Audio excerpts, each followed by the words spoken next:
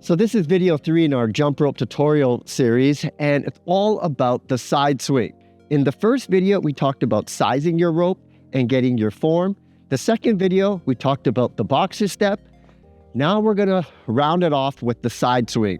And this is really another fundamental move that you need to learn on top of the boxer step. And it's really the only two moves you really need to know if you wanna jump rope for a long period of time to lose weight or build your cardio. Now, for the side swing, we're gonna start off really basic. We're gonna put the handles together, both hands on it, and you're just gonna swing. Just like that, and get comfortable swinging.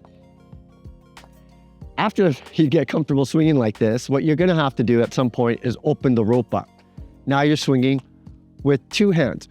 At this point, you're gonna notice that one hand wants to go on top. That's really your dominant hand, whether you're left-handed or right-handed.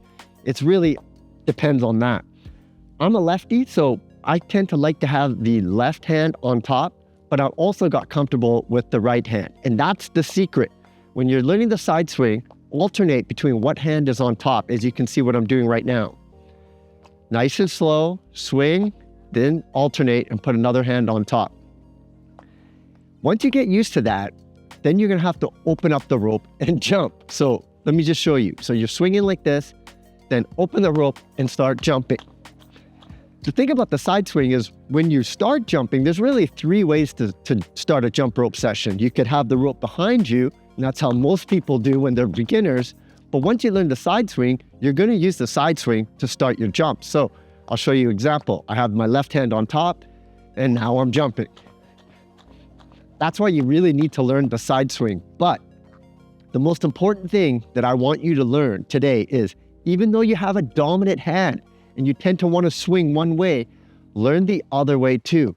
Because, and I'm going to show you right now, you want to make nice slick moves in the future, you have to be comfortable with both ways. So here we go. I'm jumping, and just to break it up, I'm going to swing and keep jumping again.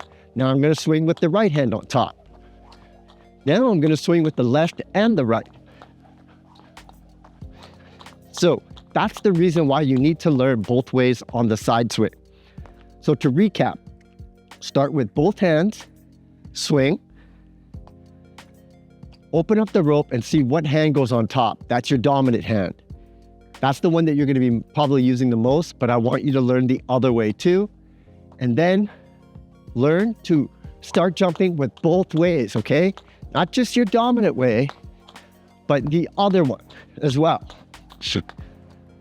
Practice that every day. Every time you start jumping, use the side swing now to open up your rope to get the jump, and then break your jumps up with the side swing. Then break your jumps up with the other side swings. Then do both.